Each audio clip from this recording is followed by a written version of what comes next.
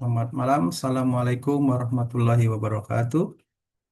Apa kabar para calon insinyur Indonesia? Semoga semua dalam keadaan sehat walafiat. Alhamdulillah kita jumpa lagi dalam kuliah material teknik. Pada hari ini kita akan membahas tentang sesuatu yang sangat luar biasa, yaitu mengenai material komposit. Ya. Apa itu komposit?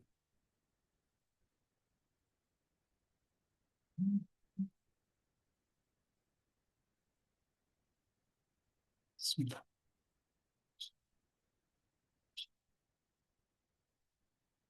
Oke, bagi kalian yang pernah naik pesawat terbang, dan saya yakin semua sebagian besar barangkali sudah pernah naik pesawat terbang, kalian akan melihat bahwa pesawat terbang itu kebanyakan materialnya bukan lagi metal, tetapi terdiri dari beberapa komposit.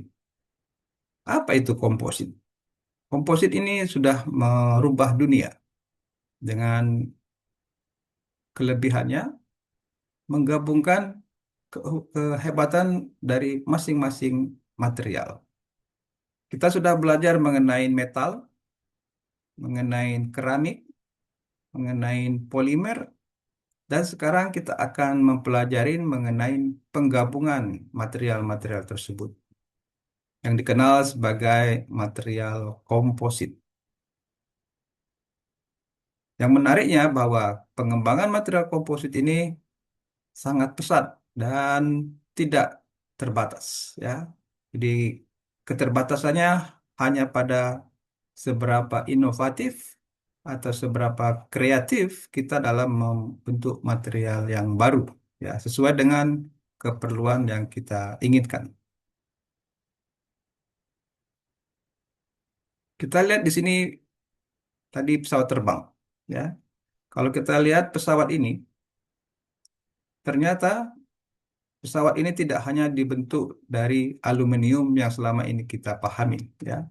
Aluminium memang lebih ringan dari baja, tapi ada lebih ringan dari aluminium. Ya, apa yang membentuk material pesawat ini? Ya, kalau kita perhatikan di sini sudah dibuat berwarna-warna, ada warna abu-abu, warna merah, warna orange, warna hijau. Ini menentukan atau menunjukkan material yang berbeda-beda pada pesawat ini. Kira-kira ada yang tahu apa komposit yang digunakan dalam pesawat terbang ini? Dan bisa menjawab? Silakan. Gimana? Kita lihat apa jawabannya, ya.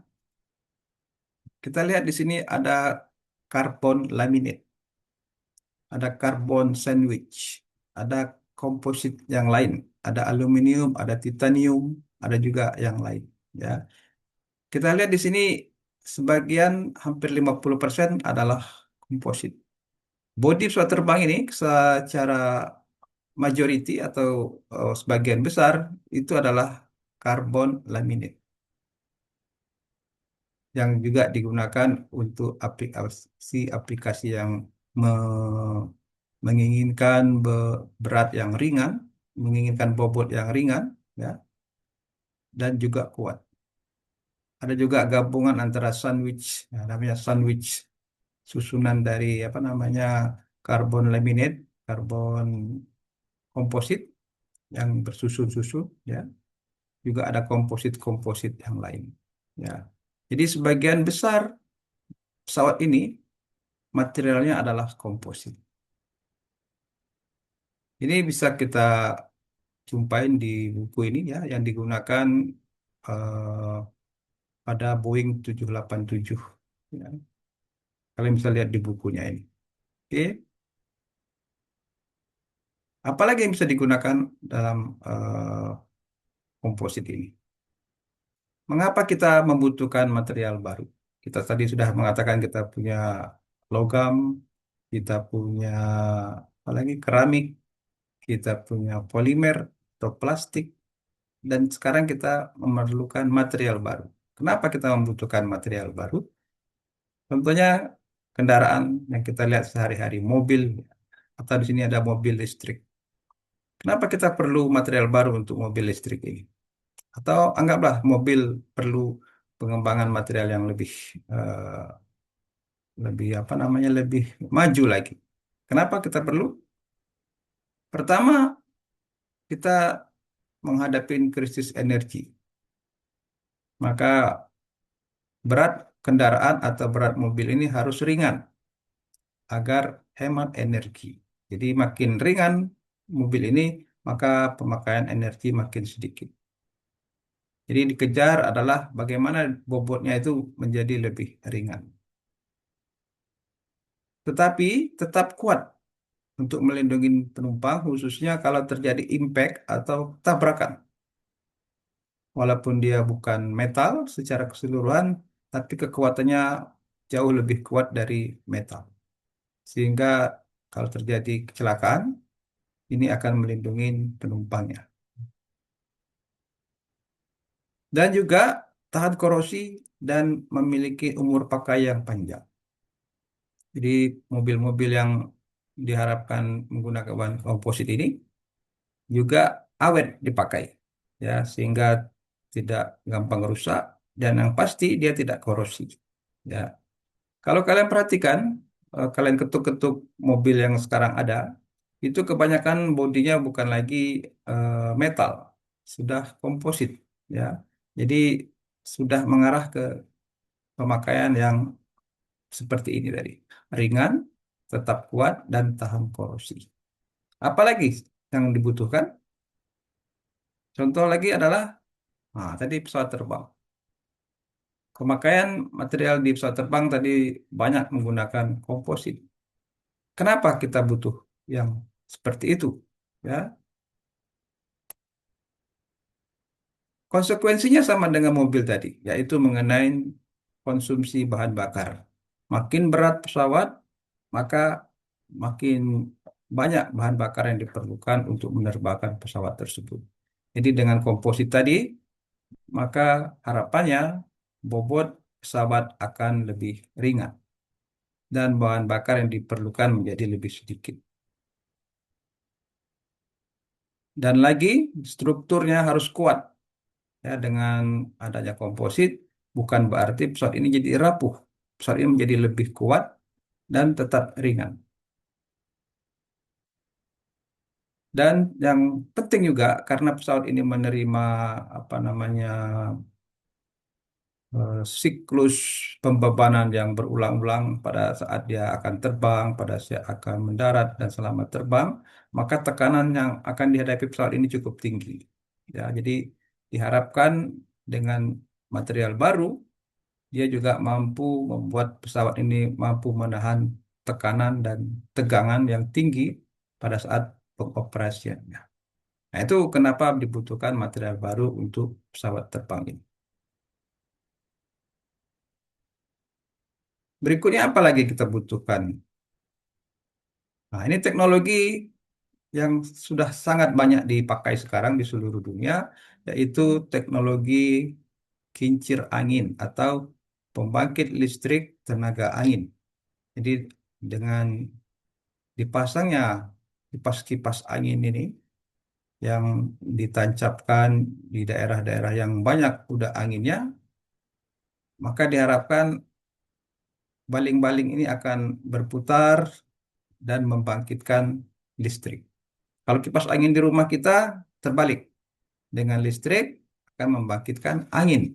Kalau ini dengan angin akan membangkitkan listrik. Kalau kita lihat di aktualnya ya, kalau lihat spesifikasi apa namanya baling-baling ini. Ini bentang baling-baling ini bisa sampai 100 meter. Satu baling-baling panjangnya itu bisa 100 meter baling-baling. Jadi dia perlu material yang tidak melendut sehingga pada saat dia menangkap angin dia tetap konsisten dengan performance-nya, ya. Dan juga kuat ya karena ini beroperasi paling tidak dalam 20 atau 25 tahun, ya. Termasuk juga pondasinya ya harus cukup kuat. Jadi ada material yang harus di apa kan dipilih, ya. Dia harus kuat, tidak meledut waktu dia beroperasi karena dia panjangnya ini ya, dan juga tetap tahan terhadap kondisi cuaca yang korosif ya. Tadi saya katakan turbin ini punya blade atau bilah ini sampai 100 meter lebih ya. Harus ringan dan bisa berputar tertiup angin. Ya, jadi kalau dia pakai misalnya besi atau metal, akan bebannya akan berat sekali. Ya. Dan juga cukup kaku agar tidak melendut. Ya, harus tahan terhadap kelelahan atau fatigue akibat putaran yang berlangsung puluhan tahun. Nah, ini adalah material baru yang dibutuhkan untuk pembangkit listrik tenaga angin. Dan ini digunakan di banyak negara, ya, di Indonesia juga sudah ada. Jadi ini sangat penting sekali untuk pengembangan energi terbarukan. Ya. Nah, dari cerita tadi, ya, menurut kalian, apakah satu jenis material saja mampu memenuhi semua kebutuhan tersebut? Dari cerita tadi, ya, dari cerita yang kita paparkan tadi, apakah betul mampu memenuhi kebutuhan untuk semua keperluan? Baja itu kuat, tetapi berat. Baja sendiri untuk aplikasi-aplikasi yang memerlukan bobot ringan menjadi tidak begitu menarik karena dia berat, tapi tetap kuat. Ya, aluminium ringan, tapi tidak sekuat baja. Ini artinya ada yang kuat, ada yang performanya bagus, ada yang kurang. Jadi satu material itu punya kelebihan dan punya kekurangan. Jadi kita pilih yang mana? Ya, tergantung dengan keperluan yang akan kita ambil, ya kan? Kalau baja ingin kita kuat, cari yang kuatnya, kita ambil apa? Kuatnya. Tapi kalau yang ringan, kita ambil yang ringannya. Jadi kita ambil keuntungannya. Kemudian plastik. Plastik ringan tapi kurang kuat. Nah, itulah alasan kenapa para insinyur mengembangkan material komposit untuk memperoleh apa? Keunggulan dari masing-masing material yang eh, sifatnya berbeda-beda ini. Jadi intinya adalah kita ingin menggabungkan keunggulan dari masing-masing material tadi, sehingga didapat kebutuhan memenuhi kebutuhan yang diinginkan tadi. Ya, misalnya dia ringan, kuat, kokoh. Nah, itu gimana membuat materialnya, ya. Jadi untuk memperoleh kombinasi sifat yang sulit dicapai oleh satu material tunggal, maka salah satu caranya adalah dengan merekayasa material komposit. Apakah ada material yang sempurna? Kalau kita lihat, keti- eh, tidak ada yang sempurna, ya. Jadi semua material punya tadi apa? Kelebihan, kekurangan. Tidak ada material yang hanya kelebihan saja, pasti ada kekurangan. Contohnya kalau kita lihat tabel ini, untuk baja itu dia kuat dan murah, tapi dia tidak ringan dan juga tidak tahan korosi. Aluminium itu ringan, ya, dan juga agak kuat, tetapi tidak murah dan juga tahan korosi. Keramik cukup ringan dan kuat menahan tekanan, terutama tidak murah juga dan juga tahan korosi. Polimer, masih ingat polimer? Dia ringan, tidak begitu kuat, murah dan tahan korosi. Ya. Jadi penggabungan dari sifat-sifat yang tadi unggul tadi, maka diharapkan material itu menjadi material yang sesuai dengan keperluan. Ya. Tadi sudah kita cerita untuk pesawat, ya. Kalau kita diminta memilih material yang membuat untuk membuat badan pesawat, kita pilih yang mana? Ya, pesawat tadi terbang. Jawabannya Pak Apakah aluminium atau baja? Tadi sudah kita jawab ya. Kira-kira jawabnya kalau secara tradisional ya, pesawat tradisional, pesawat apa namanya awal-awal pembuatan pesawat dulu, kita pilih apa? Kita pilih aluminium. Mengapa tidak menggunakan baja? Bukankah baja lebih kuat? Karena baja itu berat, ya. Ternyata baja punya karakteristik berat sehingga konsumsi bahan bakar meningkat. Nah, itu barangkali pilihan awalnya. Dalam dunia teknik tidak ada material yang sempurna. Setiap material tadi saya katakan punya kelebihan dan kekurangan. Sehingga kita pilih trade off ya, mana yang sesuai ya. Nah, antara pilihan dua tadi, barangkali sekarang ada pilihan ketiga, ya kan? Tadi sudah kita sampaikan, pilihan ketiga apa? Komposit. Jadi lebih kuat ternyata komposit. Nah, komposit itu apa?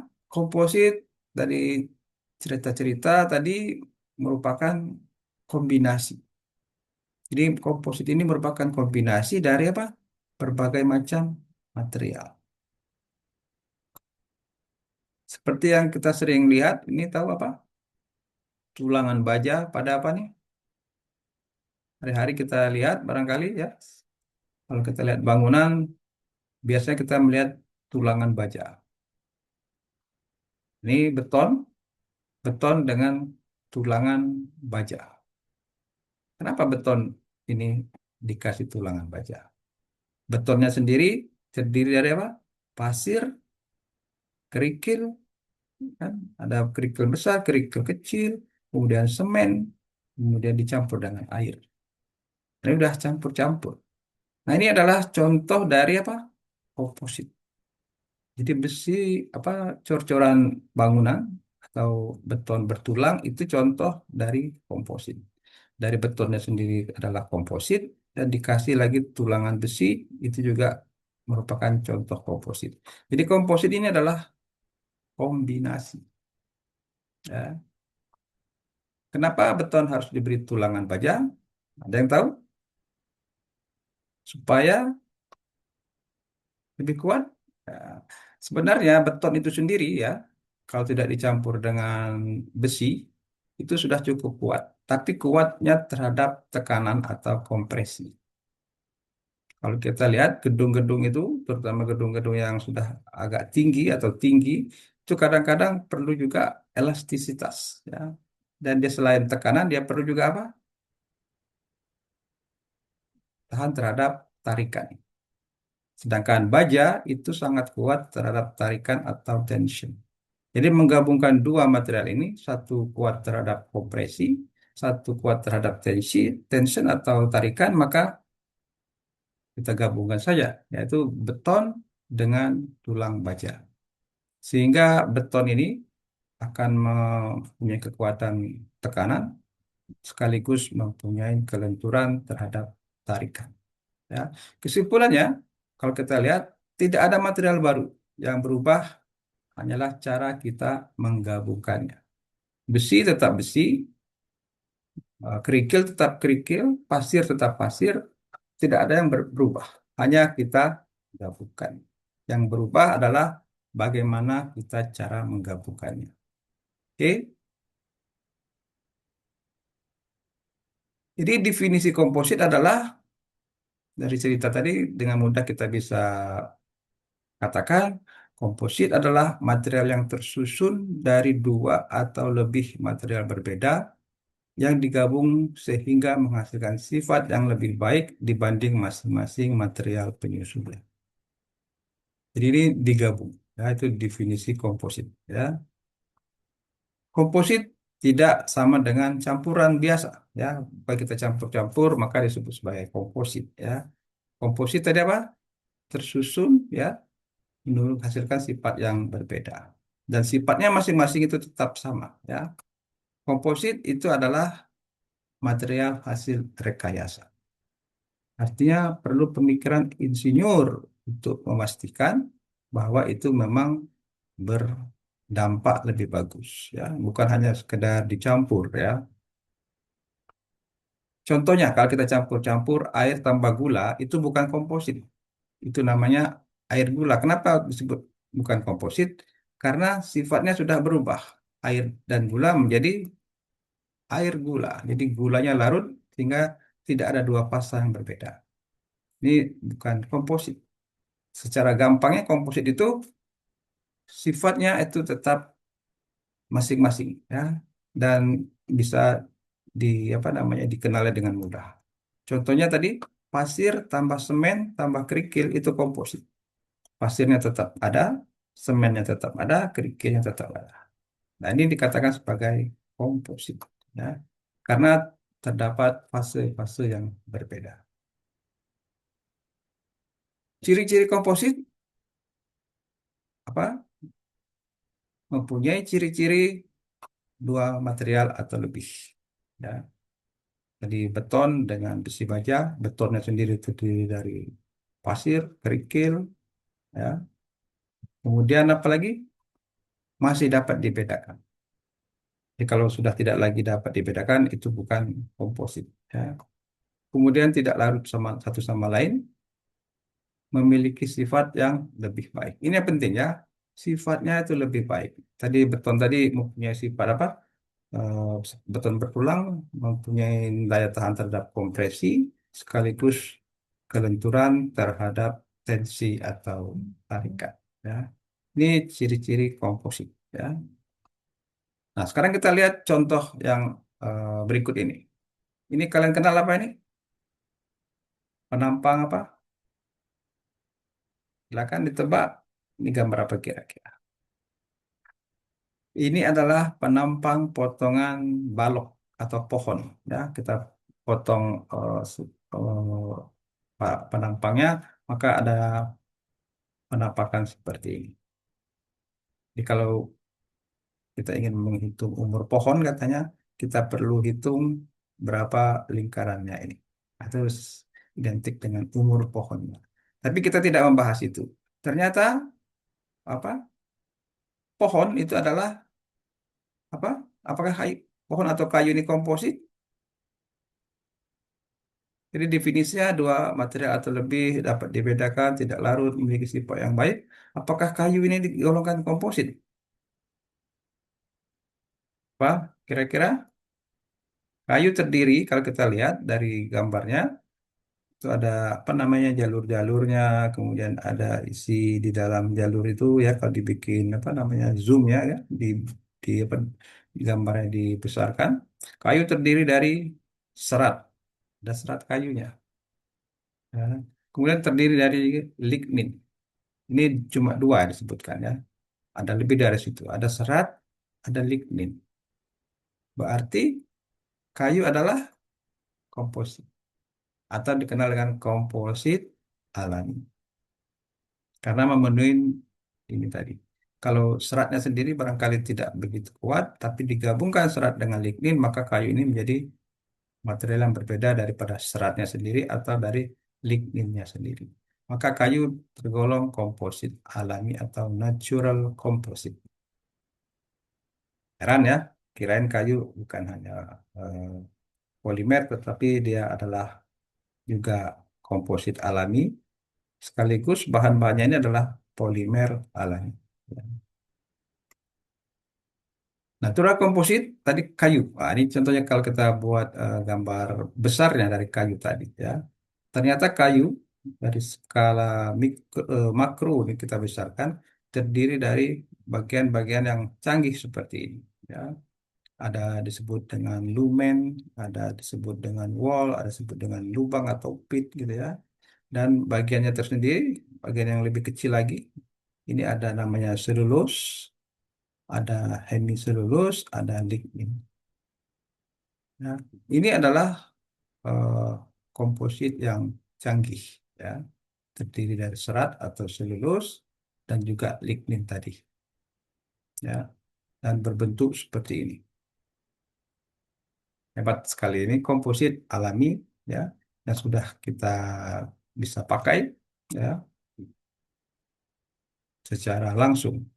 Tetapi Sekarang ini juga bisa kita gabung-gabung lagi dengan yang lain. Jadi komposit bisa digabung lagi dengan komposit. Jadi komposit ini pengembangannya itu sangat tidak terbatas. Tergantung apa ide kita, apa keperluan kita. Ya, sudah banyak kita Pak gunakan kayu sebagai komposit sendiri itu bisa digabung dengan resin atau digabung dengan polimer yang lain untuk material yang jauh lebih kuat lagi. Ya. Karena kelebihan dari kekurangan dari kayu ini adalah apa? Gampang lapuk. Ya, sekarang lapuknya itu bagaimana? Nah, bagaimana kita mencegah kelapukan dari kayu? Sekarang kalau kita perhatikan komposit ini sudah sangat banyak dalam kehidupan kita dan tidak bisa lagi kita katakan sedikit, tapi sudah ada dalam kehidupan kita sehari-hari. Ya, ini sering kita pakai kalau pakai kendaraan. Ada yang tahu gambar apa ini? Ini adalah helm yang belum selesai ya.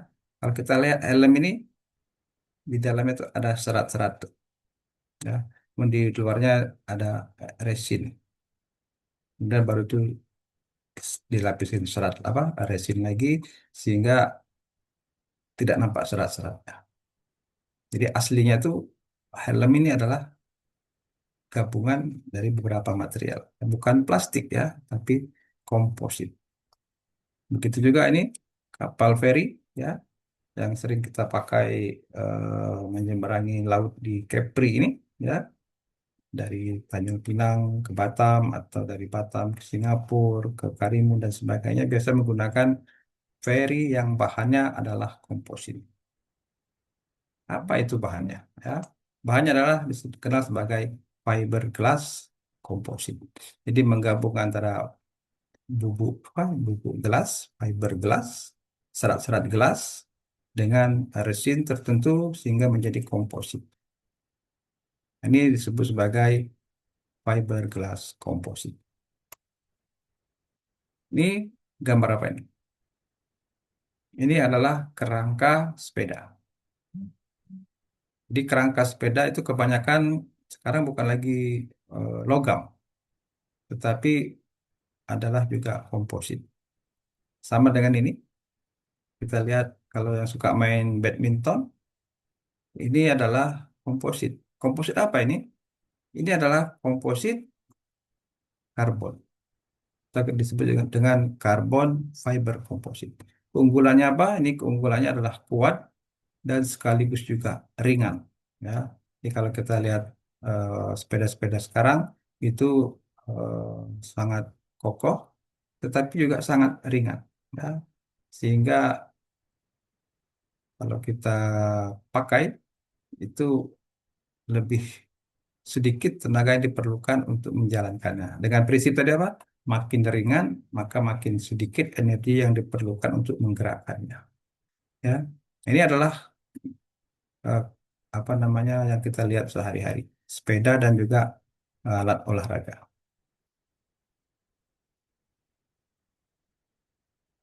Kalau kita lihat komposit komposit tadi itu terdiri dari namanya, contohnya gelas fiberglass ya, itu terdiri dari resin, kemudian ada penguatnya itu glass fiber. Contoh penguatnya ini kalau di tadi beton, beton itu penguatnya adalah eh, besi baja tadi, matriknya atau resinnya adalah semen.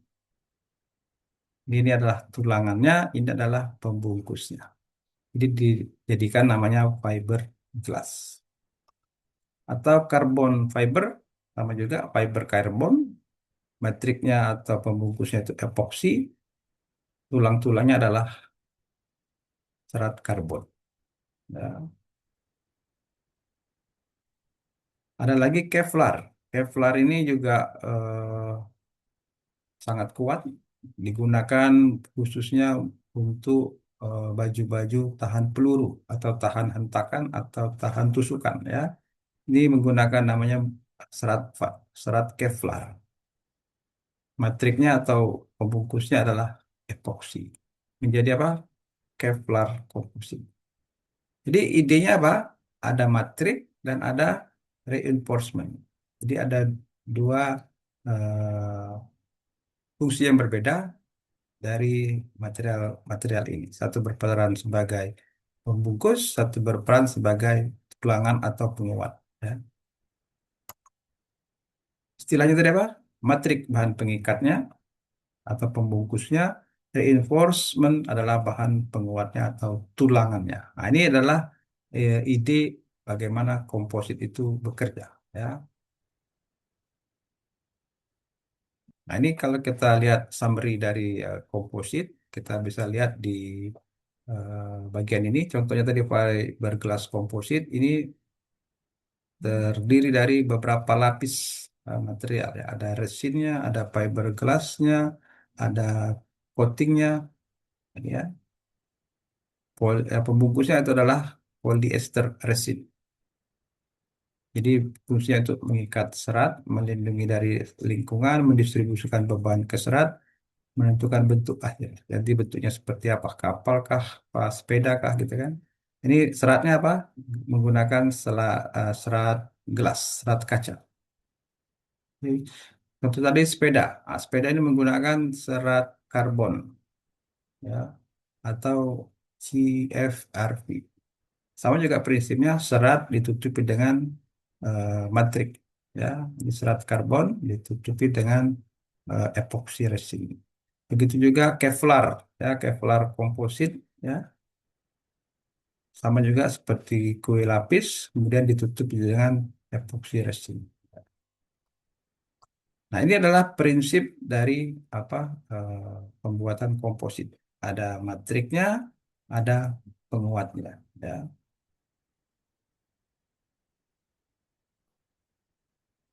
Tadi kita udah lihat mengapa kita memilih komposit, ya. Kita tanyakan lagi, masih ingat kalian kenapa kita memilih komposit? Contohnya ini apa? Speedboat. Speedboat ini apa syaratnya? Harus bisa berjalan cepat. Untuk berjalan cepat, dia harus ringan. Untuk dia menembus air, dia harus kuat. Jadi kita memilih komposit untuk speedboat supaya apa? Supaya mendapatkan bobot yang ringan. Dapat melaju lebih cepat, konsumsi bahan bakar lebih hemat, bentuk lambungnya atau bentuk kapalnya mudah dibuat secara aerodinamis atau hidrodinamis. Ya, ini mengulang lagi kenapa kita perlu komposit. Ya. Jadi dari keunggulan yang didapatkan, maka kita bisa eh, menciptakan komposit yang barangkali baru. Ya. Jadi keunggulan ini diminta dari kebutuhan. Ya. Kalau kita katakan, saya ingin membuat kapal yang ringan, melaju lebih cepat, konsumsi bahan bakar lebih hemat, bentuk lampu mudah aerodinamis, maka kita pilih apa? Komposit. Nah, kompositnya nanti tinggal kita pilih. Apakah dia berupa fiber glass komposit, apakah karbon fiber komposit, ataukah komposit yang lain. Jadi, engineer berpikir dari keperluannya apa, kemudian dari situ kita akan memilih komposit yang mana yang sesuai dengan masing-masing keperluan tadi. Ya. Contohnya kapal atau speedboat ini. Ya. Bagian mana yang ini tidak semua kompositnya sama, tapi tergantung bagian-bagian dari speedboat ini. Ya. Ini apa luncuran atau water slide, apa luncuran di tempat water boom kali ya. Ini juga bahannya adalah komposit. Kenapa dia dipilih komposit? Supaya apa? Tidak berkarat. Kemudian bisa dibentuk dengan mudah, gitu ya, dan juga kuat dan juga murah, ya, sekaligus murah, ya. Jadi ada di mana nih? Di taman-taman rekreasi atau di waterboom, ya. Dan kita mendapatkan bahan komposit ini bisa dibuat sangat halus, ya, mudah dibuat melengkung, tidak mudah korosi, ringan dan juga dari segi biaya tidak begitu mahal dan segi pembuatan juga lebih lebih mudah. Bayangkan kalau ini dibuat dari beton, berarti fondasi juga harus kuat, gitu ya. Juga susah membentuk lekukan-lekukan untuk beton. Dan juga yang perlu dilihat adalah perawatan. Ini dengan adanya water slide dari komposit, barangkali perawatannya juga lebih murah, lebih mudah. Jadi itu adalah kelebihan-kelebihannya. Ya.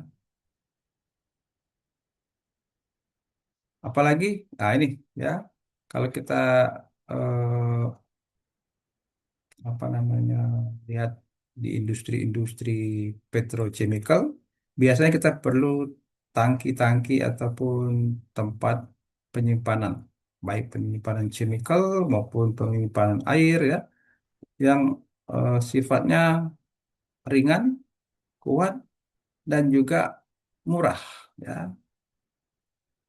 Tangki air fiberglass ya. Kalau kita lihat di rumah-rumah, biasanya ada juga yang menggunakan apa? Toren. Toren itu apa? Tong warna oranye. Nah, itu juga termasuk bahan dari komposit.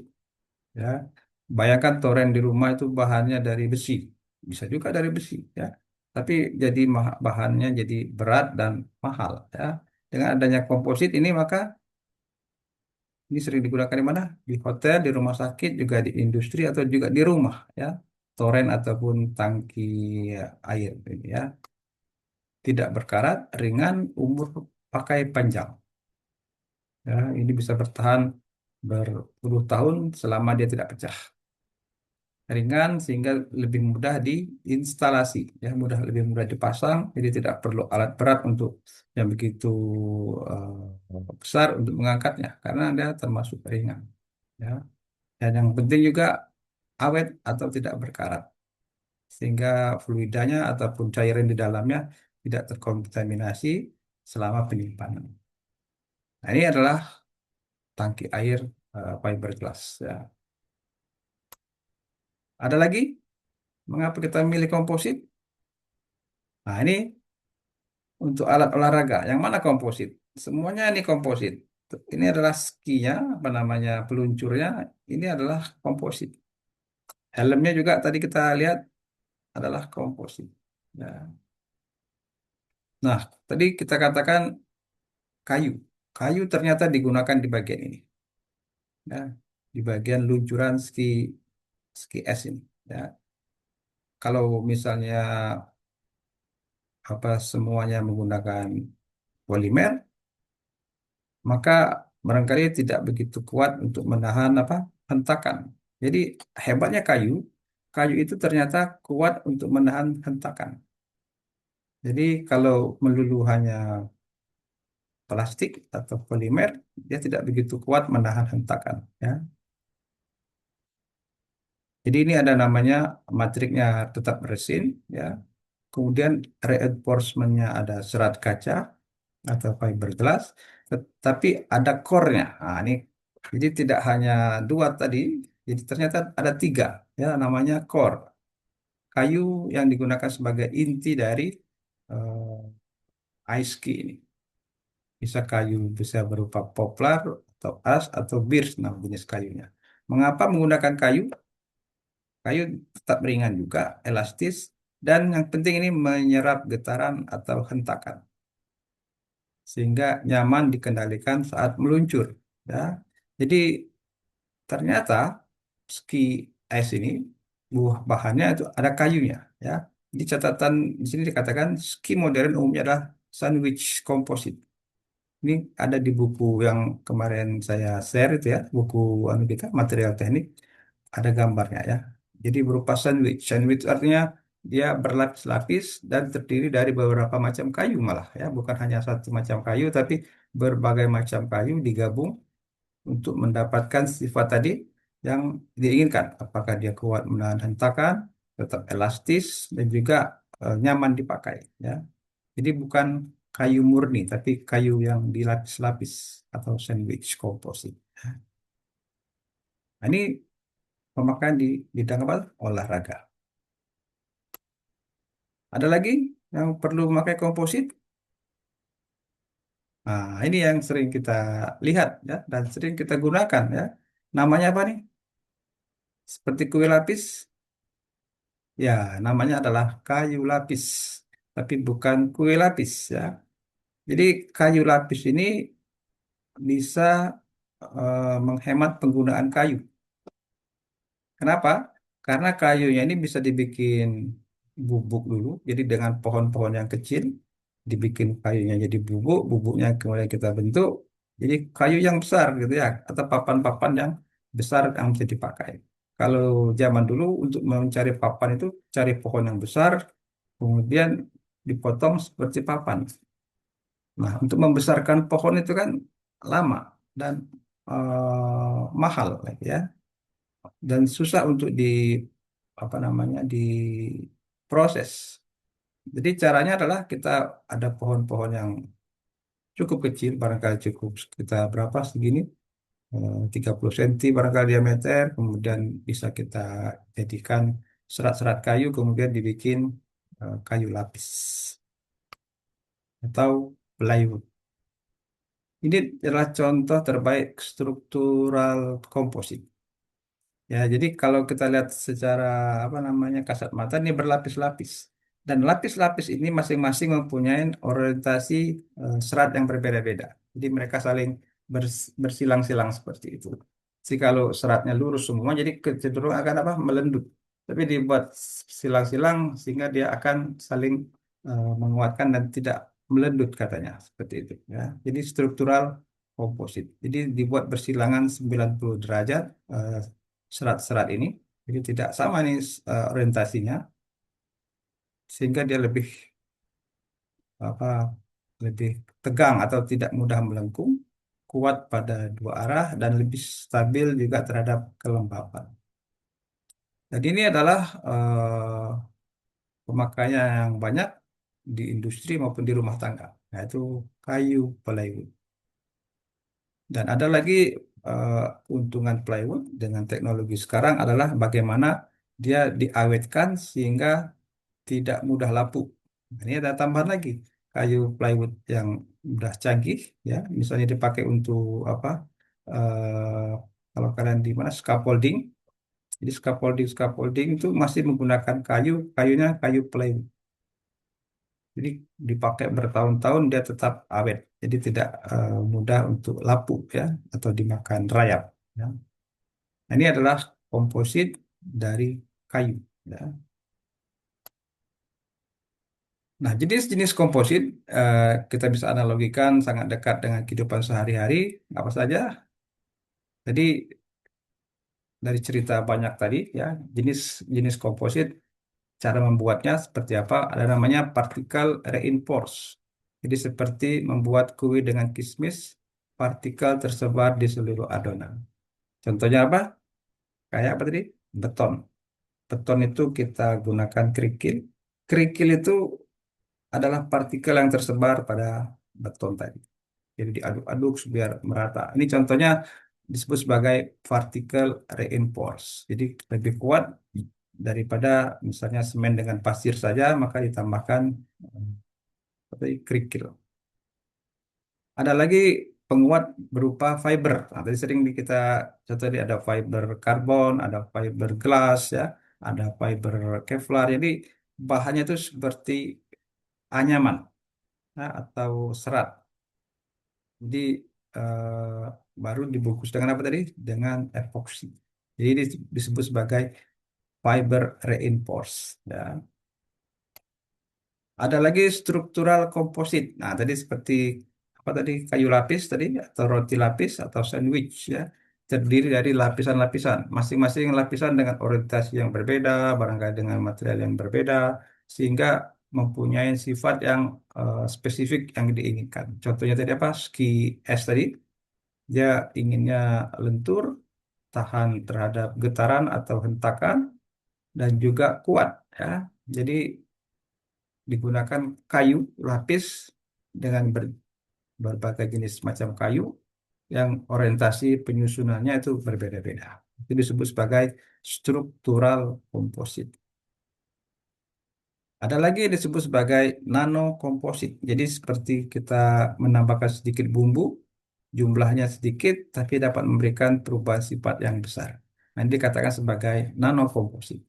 Nah, ini untuk detail dari komposit-komposit ini, ya, ini kita akan lanjutkan di kuliah minggu depan, ya. Jadi ini adalah gambaran bagaimana komposit-komposit itu dibuat. Ya. Jadi kalau kita simpulkan, yang membedakan jenis-jenis komposit bukan matrik, tetapi terutama cara pembentukannya dan cara penyusunan bahan penguatnya. Ya, jadi yang membentuknya ada tadi apa? Seperti resin ataupun epoxy resin ataupun pembungkusnya atau polimernya eh, itu bukan yang menentukan kekuatan ataupun jenis-jenis kompositnya. Tetapi yang terpenting adalah katanya apa? Seratnya ataupun penguatnya dan juga cara penyusunannya. Dan ini terbuka kesempatan ataupun inovasi yang perlu tergantung dengan apa yang akan dibuat. Ya, sehingga bergerak dari kebutuhan, maka kita akan melihat material apa yang dibutuhkan untuk memenuhi kebutuhan tadi. Ya, itu kita katakan summary untuk kuliah kita hari ini. Untuk berikutnya ada tugas ya, itu ada dalam term of reference yang terlampir nanti pada bahan kuliah kita ini. Jadi silakan kalian lihat dan ini dikerjakan dalam waktu 1 minggu dan tugas ini adalah tugas kelompok. Oke, saya harap ini menginspirasi kalian untuk menjadi insinyur yang berperan lebih baik dengan adanya pengetahuan komposit ini dalam pengembangan karir kalian di masa yang akan datang. Oke, terima kasih. Assalamualaikum warahmatullahi wabarakatuh. Alhamdulillahirobbilalamin. Tetap semangat.